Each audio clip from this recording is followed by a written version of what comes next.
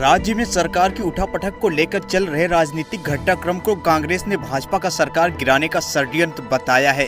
इसके खिलाफ कांग्रेस पार्टी देशव्यापी आह्वान पर शनिवार को जिला मुख्यालय पर विरोध प्रदर्शन किया। जिला मुख्यालय पर कलेक्ट्रेट के समक्ष विरोध प्रदर्शन किया गया। हालांकि सचिन पायलट को प्रदेश अध्यक्ष पद से बर्खास्त किए जाने के बाद कांग्रेस के जिला अध्यक्ष संतोष सहारण ने इस्तीफा दे दिया है। कांग्रेस के नए कार्यकारी प्रदेश अध्यक्ष गोविंद सिंह डोटासरा की ओर से सभी इकाइयां भंग करने के बाद प्रदर्शन के नेतृत्व को लेकर संशय की स्थिति बनी हुई है। कांग्रेस के पूर्व जिला अध्यक्ष पृथ्वीपाल सिंह संधू के अनुसार भाजपा प्रदेश में चुनी हुई सरकार को गिराने की कोशिश कर लोकतंत्र की हत्या करने पर उतारू है। इसके खिलाफ कांग्रेस के कार्यकर्ता कार्यकारी प्रदेश अध्यक्ष के आह्वान पर आज डाक बंगले से रैली निकालकर कलेक्ट्रेट तक पहुंची, जहां जिला कलेक्टर प्रकाश राज पुरोहित को राज्यपाल के नाम ज्ञापन दिया गया।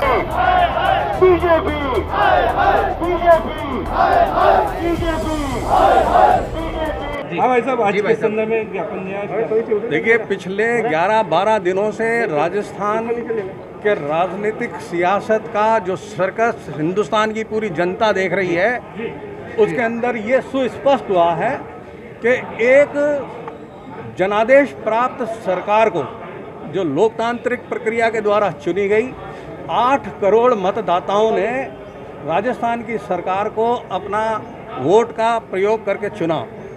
उस जनादेश को धन बल और पद बल और अपने सत्ता के नशे के अंदर मदहोश होते हुए नरेंद्र मोदी, अमित शाह जी के निर्देशों के ऊपर भारतीय जनता पार्टी का राजस्थान का जो नेतृत्व है, वो माननीय गवर्नर महोदय के साथ में मिलकर के इतने दिलचस्प तरीके से सरकार को सिंहासन से उतारना चाहता है।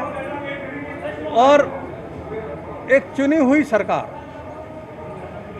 जैसा उन्होंने अपना रवैया बना रखा है, गोवा में किया, मध्य प्रदेश के अंदर किया, कर्नाटका में किया, सिक्किम में किया। कर्नाटका के बाद में उनको ये था कि अब हम ये प्रयोग राजस्थान में भी सफलता के पूर्वक कर लेंगे। मुझे लगता है कि भारतीय जनता पार्टी के प्रादेशिक नेतृत्व में भारतीय जनता पार्टी की भूमि के अंदर कोई नेता पैदा नहीं हो रहा, उनको नेता गोद लेना पड़ रहा है। कांग्रेस पार्टी के अंदर तोड़फोड़ करके कांग्रेस के नेताओं को गोद में लेकर के जिस तरीके से वो सत्ता बदल करके और अपनी सत्ता बना करके लोकतंत्र का खुला मखौल उड़ा रहे हैं, ये भारतीय लोकतंत्र के इतिहास के अंदर कल पहला दिन था।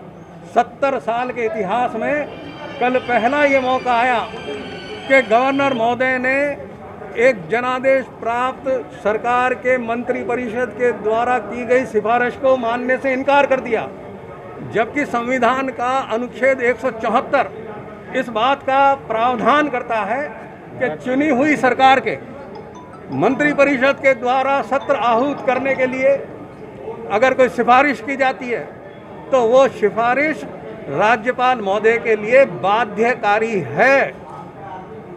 इतना संविधान का सुस्पष्ट प्रावधान होने के बावजूद संविधान को भी मानने से इनकार करना बहुत असंवैधानिक कृत्य है, जो राजस्थान के राज्यपाल महोदय के द्वारा नरेंद्र मोदी, अमित शाह और भाजपा के नेतृत्व के इशारे के ऊपर किया गया। ये किसी से छिपा हुआ नहीं है।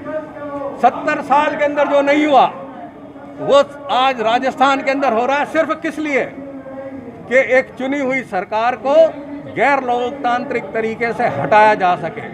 सब जान रहे हैं जिस तरीके से टेप सामने आए, जिस तरीके आरोप और प्रत्यारोप लग रहे हैं, एसओजी जिस तरीके से जांच कर रही है कि 30-30, 35-35 करोड़ रुपए दे करके जो है प्रलोभन दिया जा रहा है विधायकों को और उनसे दल बदल कराया जा रहा है।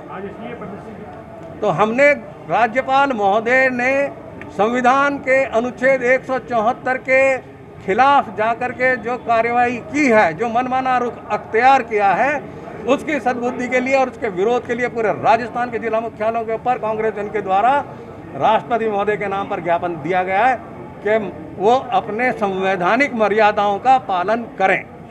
कि चुनी हुई सरकार को अस्थिर करने का जो प्रयास बीजेपी कर रही है, और केंद्र की मोदी सरकार कर रही है, उसके विरोध में ये जन आक्रोश का प्रदर्शन है कि राजस्थान में गहलोत साहब की बहुमत की सरकार है, उसे पूरा काम करने दिया जाए और विधानसभा सत्र बुला करके शीघ्र से शीघ्र उनको अपना बहुमत सिद्ध करने का अवसर दें। जब मुख्यमंत्री खुद बार बार कह चुके हैं कि बहुमत हमारा है, फिर इनको डर किस बात का। हमने ज्ञापन में मांग करी है कि गवर्नर साहब जल्दी बुलाए इस सत्र को, और नहीं तो जनता इस आंदोलन को गांव ढांढ ले जाए।